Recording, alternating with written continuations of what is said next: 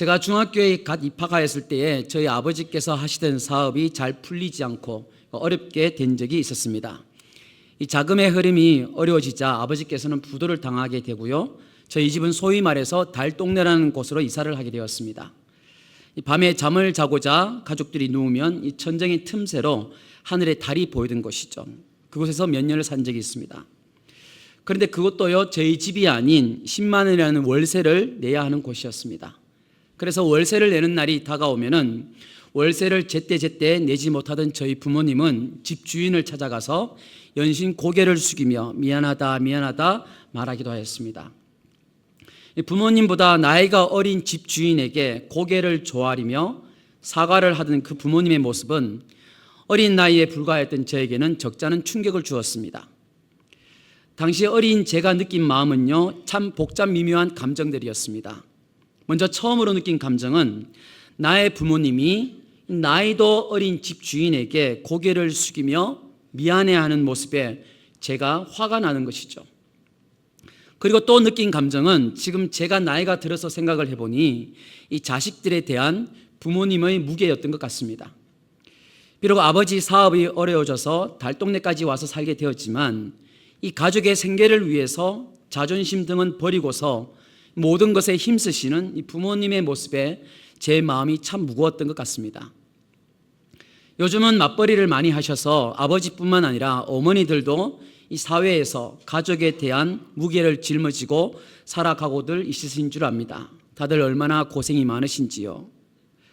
그래서인지 직장인들의 가슴에는 두 가지를 품고 살아간다고들 하죠. 하나는 사직서라고 합니다.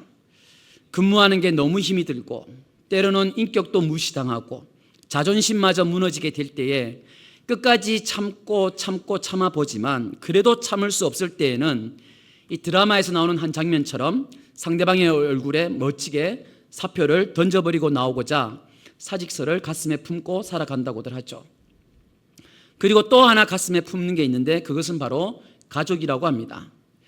내가 먹여 살려야 할 가족들, 애들 학원비, 교통비, 식비, 또 연로하신 부모님들의 병원비 등등 이 가족들을 생각하노라면 나만 잘 참으면 우리 가족들이 평안히 지낼 수 있다는 그 마음에 우리 부모님들은 오늘도 일터에서 가족들을 가슴에 품고 살아간다는 것입니다.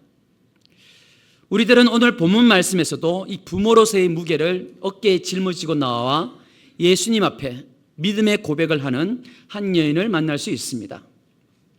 24절에 보시면 예수님께서는 두로 지방으로 가셨습니다. 이것은 복음 전파를 위해서라기보다는 아무도 모르게라고 말씀하듯이 앞으로 보다 효과적인 사역을 위해 잠시 휴식을 취하기 위해서 아무도 알기를 원치 않으시는 마음에 휴식과 재충전을 위해서 두로로 가신 것입니다. 자, 그곳에서 예수님께서는 어느 한 여인을 만나게 되는 것이죠. 26절을 보니 그 여인은 헬라인이요 수로보니게 족속의 여인이었다고 합니다. 수로는 시리아를 가리키고요, 보니게는 페니키아 지역을 가리킵니다. 즉 시리아에 속한 보니게 지역 출신의 여인이었다는 것이죠. 즉 본문에서의 의미는요, 이 여인은 유대인과는 구분된 이방인임을 강조하는 표현인 것입니다. 자, 그런데 이 여인에게는 어린 딸이 하나 있었는데 불행하게도 그 어린 딸은 더러운 귀신에 사로잡혀 있었던 것이죠. 여러분, 하나밖에 없는 자식이 병에 걸려서 아파하고 있어도 부모의 마음은 애간장이 다 타들어가는데 귀신이 들려있다고 하니 이 여인의 마음은 오죽하겠습니까? 여러분, 귀신이 들린 그 딸의 상태가 어떠하였는지 우리는 명확하게 알 수는 없지만 대략이나마 누가복음에 나타나는 예를 보면 우리는 짐작을 할 수 있습니다. 누가복음 9장을 보시면 귀신 들린 아들의 상태를 예수님께 말씀드리는 장면이 나오거든요. 자, 39절을 보시면 어떻다고 합니까? 알 수 없는 소리를 지르고요, 경련을 일으키고요, 고품을 흘리게 하고 몹시 상하게 하고서는 떠나버린다는 것이죠. 그러니 이러한 증상을 겪고 있는 그 당사자 본인은 얼마나 고통스럽겠습니까? 귀신 들린 아이뿐인가요? 그것을 바라보고 있는 부모의 마음은 찢어지지 않겠냐는 것입니다. 다른 아이들처럼 평범하게 학교를 다녀오고 엄마에게 아이스크림이라도 사달라며 조르기도 하는 등등 이러한 평범한 일들마저 내 자녀는 하지도 못한 채 그렇게 고통 속에 살아가는 그 아이를 보고 있는 부모의 마음은 어떠할지 여러분 10분 이해가 되시는지요? 부모는 하루에도 수십 번 생각하였을 것입니다. 내 죄 때문에 내 아이가 이런 형벌을 받는 것은 아닐까? 내가 뭘 잘못 먹어서 내 아이가 이렇게 태어난 것은 아닐까라며 몇 번이고 이런 생각을 하면서 죄책감과 미안한 마음에 살아가는 게 부모의 마음이지 않습니까? 그래서 부모들은 아이들이 밤새 아파서 울다가 지쳐서 잠이 들게 되면 아이들 머리맡에 가서 울면서 이렇게 기도하는 거죠. 하나님, 차라리 제가 아팠으면 좋겠으니 내 아이 제발 좀 고쳐주십시오. 우리 아이 좀 살려주십시오. 그런데 마침내 예수님께서 두로로 오셨다는 소식을 듣게 됩니다. 갈릴리에서 기적을 행하셨던 분, 많은 병자를 고쳐주시고 죽은 자를 살리셨던 그 위대하신 분, 자신에게 다가오는 그 어떤 사람도 내치지 않을 만큼 사랑이 크신 분, 이처럼 소문으로 알고 있었던 그 예수님을 내가 직접 만난다는 것은 꿈에서나 그려왔던 이야기였는데 그분께서 두로로 오셨다는 것이죠. 그래서 이 여인은 예수님께 나와 그 발 앞에 엎드립니다. 그리고 외칩니다. 예수님, 제 딸을 좀 살려주십시오. 제 딸을 고쳐주십시오. 여러분, 우리들도 이러하지 않습니까? 내 자녀가 아픕니다. 그래서 병원 중환자실에서 치료를 받거나 혹은 수술방으로 들어가게 될 때, 아니면 열심히 공부했는데 대학이나 취업이 잘 되지를 않아요. 이성교제나 결혼이나 비전 등등 내 아이는 나름대로 힘써서 열심히 해보지만 번번이 무너지고 좌절하게 되어서 어깨가 축 처진 채 걸어다니는 그 자녀들의 모습을 보면은 우리들의 부모들의 마음은 어떠합니까? 아무것도 해줄 수 없는 내 자신이 왜 그렇게 초라한지, 내가 이렇게 무능한 부모였는지라는 그 마음을 안고서 우리는 하나님 앞에 나와 눈물로 기도하지 않습니까? 그런데요, 이 여인이 이토록 예수님 앞에 엎드리며 애타게 간청을 하며 고통의 절규를 질러보지만 예수님께서는 어떻게 반응하십니까? 이 여인에게 한마디의 말씀도 하지 않는다는 것이죠. 이 여인의 이 간곡한 간청을 냉담할 정도로 무시해버립니다. 엄마는 아이가 거품을 물고 시름시름 알아가는 그 모습을 보며 미칠 것 같은 그 부모의 마음인데 예수님께서는 철벽을 치고 있는 것이죠. 오늘 본문의 동일한 내용이 마태복음 15장에도 나오는데요, 우리가 마태복음을 함께 보기를 원하는데 예수님께서 이렇게 거절함에도 불구하고 이 여인이 예수님에게 제발 좀 도와달라고 얼마나 소리를 질렀으면 제자들이 예수님에게 뭐라고 말씀합니까? 23절을 보시면 그 여자가 우리 뒤에서 소리를 지르오니 그를 보내소서. 무슨 말입니까? 예수님, 저 여인이 계속 우리를 따라오면서 소리를 지르고 있는데 너무 시끄러워 죽겠습니다. 그녀의 간청을 좀 들어주든지 해서 이젠 좀 돌려보내야 하겠습니다 라고 말을 하는 거죠. 여러분, 이 여인이 얼마나 절규를 하며 매달렸으면 제자들이 돌려보내자고 했겠습니까? 이 정도면 예수님께서 이제 멋지게 돌아서서는 갈릴리에서 보여주셨던 것처럼 멋지게 기적을 한번 보여주셔야 스토리가 되는 것이 아닙니까? 그런데 예수님께서는 이 제자들의 말과 이 여인의 절규에 개의치 않고 여전히 여인에게 또 한 번 상처를 입히고 맙니다.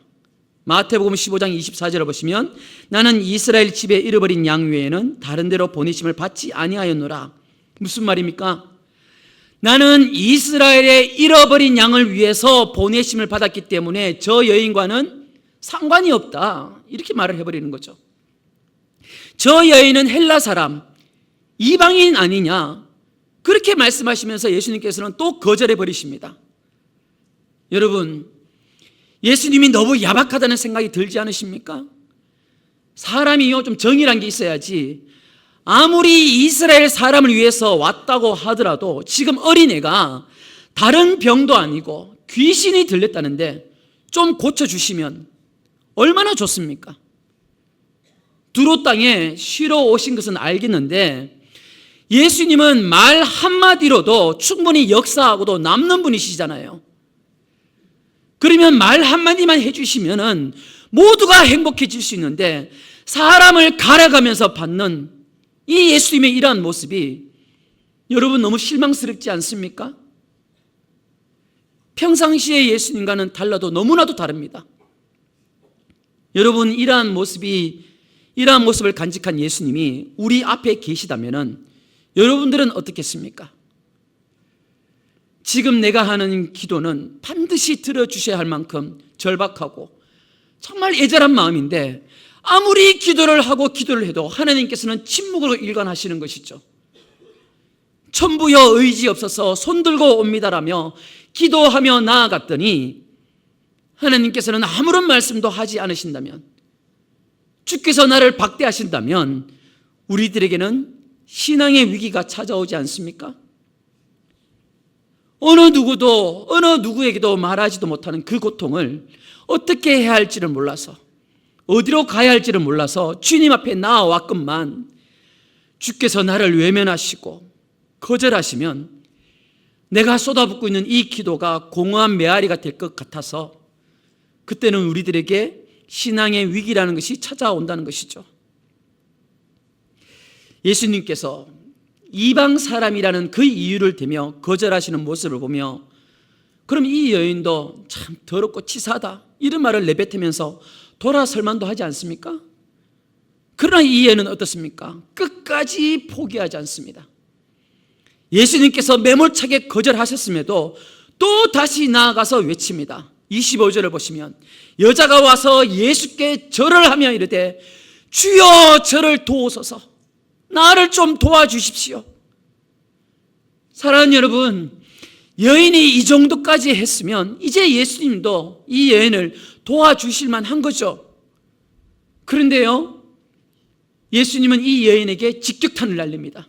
27절을 보시면 자녀로 먼저 배불리 먹게 할지니 자녀의 떡을 취하여 개들에게 던짐이 마땅치 아니하니라. 무슨 말씀입니까? 자녀들에게 떡을 줘서 배부르게 하는 것이 우선이지 자녀들에게 줄 떡을 개들에게 주는 것은 옳지 않아, 이렇게 말씀하는 것입니다. 그러니까 너는 이방인 헬라인이고 수로보닉의 족속이잖아. 또한 너는 사람 숫자를 헤아릴 때에 숫자에도 포함시키지 않는 여자잖아. 그러한 너를 위해서 내가 베풀어 줄 것이라고는 아무것도 없어, 이렇게 지금 말을 하는 것이죠. 여러분, 사람이 무언가 거절할 때도요, 좀 젠틀하게 거절하면 상처를 덜 받습니다. 그런데 지금 이 말은요, 예수님께서 정중하게 정말 미안해하면서 거절하는 것이 아니라 이 여인을 개에 비유하면서 단칼에 거절하고 있다는 것이죠. 여러분, 세상 사람들은 이방인이며 여성인 이 여인에게 손가락질이나 차가운 냉대로 무시할 수 있다고 하더라도 예수님은 그렇게 하시면 안 되잖아요. 무조건적인 사랑과 은혜로 함께 하시는 분이 우리 예수님이잖아요. 그런데 예수님이라는 분이 어떻게 이렇게 인격 모독을 하면서 사람을 개 취급하면서 이래서는 안 되는 거죠. 너무하신 거죠. 그런데요, 이렇게까지 취급당한 이 여인이 또 어떻게 고백하는지 아십니까? 28절을 보시면 주여 올소이다마는 상 아래 개들도 아이들이 먹던 부스러기를 먹습니다. 무슨 말입니까? 주님 맞습니다. 주님 말씀이 100번이고 맞습니다. 저는 개입니다. 개. 하지만 주인상 아래에 있던 그 개들도 주인들이 먹다가 떨어뜨리는 그 부스러기를 먹지 않습니까? 제가 그 부스러기라도 먹게 해주십시오. 저에게 그 부스러기라도 좋으니 은혜를 좀 베풀어 주십시오. 즉 여러분, 지금 이 여인이 하는 고백은 이러한 고백 아니겠습니까? 네, 그럼요. 주님께서는 지금까지 갈릴리 땅에서, 이스라엘 땅에서 유대인들을 먹이시고 치유하시고 또 그들의 귀신도 쫓아내시고 그들을 살려주셨잖아요. 그럼요, 그렇고 말고요, 이스라엘 백성들에게 먼저 해주셔야죠. 지금까지 유대인들을 많이 먹여왔지 않습니까? 그리고 이제는 주님이 이방 땅에 오셨잖아요. 이방 땅에 오셨으니 이제 제 차례이지 않습니까? 우리 차례이지 않습니까? 그러니까 하나님, 내 차례임을 기억하시고 나에게도 은혜를 좀 주셔야 되지 않습니까? 이렇게 지금 고백을 하고 있다는 거죠. 여러분들이 일한 적이 없으셨습니까? 저는 지금까지 살아오면서 너무너무 일한 적이 많았습니다. 제 주위에요, 저보다 공부도 더 잘하고요, 돈도 많고요, 능력도 있고요, 든든한 백도 있고요, 얼굴도 저보다 잘생겼고요, 키도 크고요. 그런데 그 사람들이 하나님의 복도 다 받아가는 것 같아요. 결혼도 잘하고요, 애들도 쑥쑥 잘 크고요, 하는 일마다 다 잘 되고요, 목회는 또 얼마나 잘하는지. 그래서 저도 늘상 하나님께 매달렸습니다. 하나님, 그렇습니다. 그 사람에게 복 주셔야죠. 제가 봐도 그 사람은 복 받을 사람 같습니다. 복 주세요. 마음껏 주세요. 엄청 부어주세요. 하나님, 그렇지만 이제 저도 좀 기억해 주세요. 제 차례도 있지 않습니까? 하나님, 저를 좀 불쌍히 여기셔서 저에게 부스러기라도 좋으니 제 연약함을 아시는 주님, 저를 좀 채워주시고 저를 좀 먹여주십시오. 저에게도 복이라도 좀 내려주십시오. 늘 저는 그렇게 기도하였습니다. 여러분, 이 여인이 지금 이렇게 매달렸다는 것이죠. 아무리 자존심이 세고 젠틀하고 많이 배웠고 정말 기품을 갖춘 그 부모라 할지라도요, 지금 내 자식이 귀신이 들려 죽어가고 있는데 내가 미친 짓 해서라도 고칠 수만 있다면 미친 짓이라도 하지 않을 부모가 여러분 어디에 있겠습니까? 여러분, 대체 이 여인은 예수님의 이 끊임없는 거절 속에서도 어떻게 이러한 대답을 할 수 있었을까요? 이 여인은요, 유대인이든지 이방인이든지 자녀들이든지 개들이든지 예수님은 모든 사람들의 필요를 돌봐주시는 그분이라는 것을 잘 알고 있었다는 것입니다. 예수님께서 이스라엘의 메시아로 이 땅에 오셨지만 이스라엘만을 위한 메시아가 아니라 온 세상의 창조주이시고 모든 이들의 주인이심을 이 여인은 잘 알고 있었다는 것이죠. 이 여인은 예수님을 알아볼 수 있는 통찰력을 가지고 있었다는 것입니다. 그래서 여러분, 마태복음 15장을 보시면 이 여인이 예수님을 부를 때 어떻게 부릅니까? 주 다윗의 자손이여.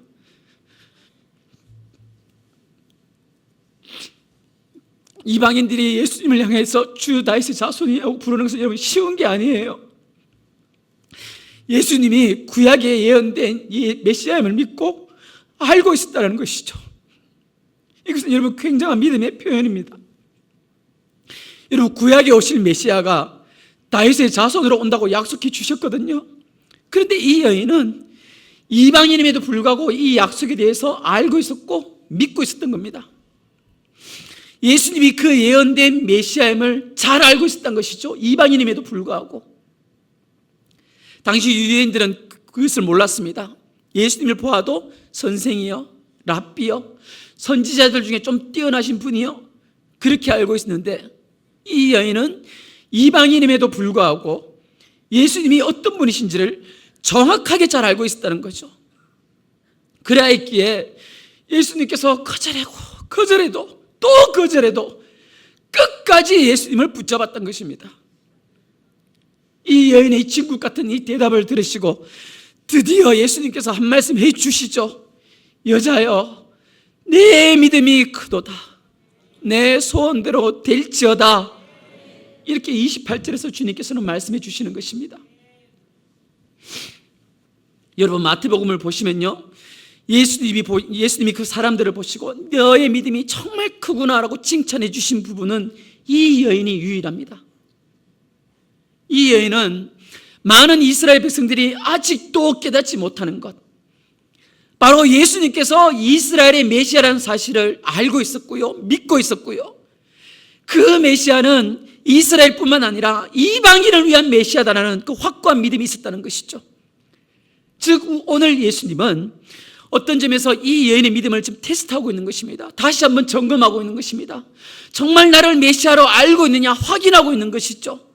왜냐하면 예수님은 이 여인을 만나시기 위하여 두로 지방을 나와서 그곳에서 만나시고 다시 갈릴리로 돌아가셨거든요.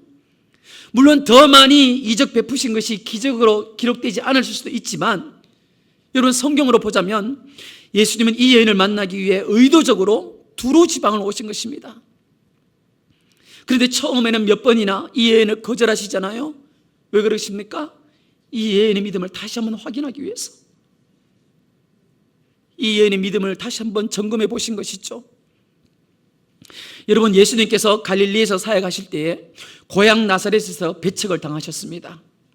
갈릴리에서 사역할 때는 장로들, 종교 지도자들이 찾아와서는 말하기를 예수님 말씀에 태클도 걸고요, 회개하라고 말해도 무시하고요. 예수님은 1차적으로 이스라엘을 위해서 하나님께서 택한 백성인 그들을 위해서 천국 복음을 전해주러 오셨지만 그들은 듣지 않았습니다. 그들은 도무지 회개하지도 않았고 그들은 천국 복음을 받아들이지도 않았습니다. 그러한 상태에서 예수님은 갈릴리 지역을 나오셔서 두로와 시돈인 이방 지역으로 가셨다는 것이죠. 그런데 거기서 진짜 믿음의 여인을 만난 것입니다. 주 다윗의 자손이여라고 고백을 하면서 이스라엘의 메시아이지만 온 세상의 구주로 오신 예수님을 알고 믿고 있는 이방 여인을 만난 것입니다. 여러분 마태복음은요 사복음서 중에서 특히 유대인들을 위한 책입니다. 그래서 사복음서 중에서 구약 말씀을 가장 많이 인용하는 복음서이죠. 즉 마태복음의 주 독자층은 누구들이냐? 유대인들이에요. 그렇다면 여러분 오늘 이 여인의 이야기는 유대인들에게 지금 무엇을 지금 말씀해 주고자 하는 것입니까? 유대인들이 그렇게 싫어하는 이방인이며 정말 개처럼 여기고, 아니 개보다 못한 존재로 여겼던 이방인들인데 예수님은 이런 이방인들을 구원하기 위해서도 구주로 오셨구나, 우리가 이제 예수 그리스도 안에서 나누어지는 것이 아니라 한 가족이구나. 정작 유대인들은 예수님을 배척하고 예수님을 멸시했는데 이 이방인들은 예수님을 영접하는구나, 이것을 지금 알려주고 있다는 것이죠. 여러분 오늘 이 여인을 한번 보십시오. 예수님께서 거절하고 또 거절하는데 계속해서 예수님께 매달리지 않습니까? 예수님만이 나의 이 문제를 해결해 주실 수 있는 유일한 분임을 알았던 겁니다. 그러면서 여러분 우리들은 또 하나 발견할 수 있는 은혜가 무엇입니까? 이 여인은 자신의 문제를 예수님 앞에 오픈하고 고백하고 구원의 손길을 간절하게 요청했다는 겁니다. 그렇게 할 수 있었기 때문에 자신의 그 딸의 병을 고침을 받을 수 있었다는 것이죠. 당시에 여러분 귀신 들린 자는 저주받은 자이고요, 공동체에서 내쫓김을 당하는 것으로 취급받았습니다. 자, 그러한 상황에서 우리들 같으면 만인들이 보는 앞에서, 지금 예수님과 내가 지금 둘이 앉아 있는 게 아니잖아요. 수많은 사람들이 모이는데 그 만인들이 보는 앞에서 내 가정의 치부를 오픈한다는 것, 여러분 쉬운 일이겠습니까? 이 여인처럼 큰 소리로 외치기는커녕 그 문제들이 골마 터지고 내 삶과 영혼과 인생을 다 좀먹을 때까지 피폐해져도 우리들은 여간해서 내 문제를 고백하지 않지 않습니까? 어느 누구에게 오픈하지 않지 않습니까? 내놓지 않습니다. 왜요? 남들이 나를 무시할까 봐, 자존심 상할까 봐 내어놓지 않습니다. 사랑하는 여러분, 어찌 보면 우리들은요 참 보잘것없는 열등감에 사로잡혀 살아가는 사람들 같지 않으십니까? 심지어요 아파서 병원에 수술 받으러 가도 혼자서 몰래 다녀오십니다. 그래서 어떻게 우리가 나중에 알게 되어서 목사님들이나 전도사님들이나 셀 리더들이 연락을 하면서 왜 말하지 않았냐고, 함께 기도하면 좋잖아요 말을 하면 괜찮다고, 신경 쓰지 말라고 그렇게 말씀하시죠. 물론 다른 분들이 염려하게 될까봐, 근심하게 될까봐 좋은 마음으로, 배려하는 마음으로 그렇게 행동하는 분들도 있으시지만요, 간혹 어떤 분들을 보면요, 알리지도 않고 다녀와 놓고서는 나중에 뭐라고 말합니까? 교회가 정이 없다고, 관심도 안 가져준다고, 어떻게 연락 한번 하지 않냐고, 아무에게도 알리지 않고 가셨는데 그걸 어떻게 합니까? 목사 하리비가 와도 그건 알 수가 없죠. 정말 아무에게도 알리지 않고 개인 문제나 가정 문제나 일터 문제들을 혼자서 해결하실 거면 여러분, 무덤에 가는 그날까지 아무에게도 말씀하지 마시고 혼자서 그냥 해결하셔야 됩니다. 아무에게도 말 안 했다고 하지만 여러분 어떻습니까? 우리들은요, 누군가에는 슬쩍 알리면서 살아가는 게 사람의 마음이에요. 이 말이 무슨 말인지 아시죠, 여러분? 결국엔 여러분, 사람들은 자신들의 연약한 부분들을 알아봐 주길 원하고 함께 기도해 주길 원하는 그 사랑을 기대하는 마음이 있다라는 거예요. 아파트 당첨되고 자녀들 승승장구하고 우리 집이 정말 대박이 터지고 그런 일들만 여러분 오픈하지 마시고 내 안에 있는 깊은 아픔들, 기도의 제목들을 함께 나누시고 함께 오픈하시면서 그러면서 함께 공동체의 사랑을 경험하시기를 부탁드립니다. 이런 고백을 하면 얼마나 좋겠습니까? 저는 공황장애약을 먹고 있습니다. 저도 우울증이에요. 저 갱년기 앓고 있어요. 제 가정이 힘들어요. 저희 남편 사업이 너무 힘들다고 합니다. 정년퇴직 당할 수 있어요. 저희 집애가 또 사고 쳤어요. 제 믿음이 자꾸만 연약해지는 것 같아요. 여러분, 우리 모두는 다 연약하고 부족한 존재들입니다. 우리들이 서로 잘나봤자 얼마나 잘난 존재들이겠습니까? 물론 나의 기도 제목에 나의 아픔들을, 나의 그 간절한 고백들을 나눌 때에 그것을 가지고서는 가십거리로 삼고 소문을 퍼뜨리고 손가락질을 하는 사람들도 있겠죠. 물론 있을 수 있습니다. 그러나 여러분, 그런 악한 사람들, 그런 못된 사람들은요, 그냥 하나님 손에 맡겨드리고요, 그럼 하나님께서 다 알아서 처리하잖아요. 하나님께 맡겨드리고, 그런 악한 자들보다는 나의 문제와 나의 아픔을 함께 들어주고 함께 기도도 해주고 좋은 정보도 찾아서 알려주고 어떻게 도와줘야 할지를 고심하는 분들이 여러분 훨씬 많다는 것을 여러분 기억하시고 함께 기도의 제목들을 나누시는 복된 공동체가 되기를 소망합니다. 내 개인과 가정과 일터와 내가 속한 공동체의 그 치부를 드러내고 연약한 부분들을 고백함으로써 나의 자존심이 좀 상하고 내가 분명히 무시당할 것이다, 그렇게 여러분 생각할 것이 아니라 내가 여기서 고백함으로써 내가 치유받고 회복되고 벗어나게 됨으로써 새로운 삶을 살아가는 그 기쁨을 누릴 수 있다는 것을 여러분 늘 유념하시며 믿음의 여정을 걸어가시는 주의 자녀들이 되시기를 살아계신 예수님의 이름으로 축복합니다. 이러한 믿음을 가지고 오늘 본문의 여인을 우리가 바라보면요, 여러분 이 여인이 예수님에게 간절히 매달리며 외치는 소리들은 단순히 여러분 간절한 절규만이 아닙니다. 영혼의 아름다운 고백임을 여러분 믿으시기 바랍니다. 존 템플턴이라는 사람은 노벨상을 수여하는 분야에 종교 분야가 없는 것을 안타깝게 여겨서 자신의 그 사제를 다 털어서 재단을 설립하여 템플턴 상을 시상하게 되었습니다. 이 종교계의 노벨상이라고 불리우는 이 상은요, 인류를 위해서 영성에 공헌하거나 이 개척자적인 일을 한 사람을 발굴해서 세상에 알리고 또 가치를 높이는 데 목적이 있는 상이죠.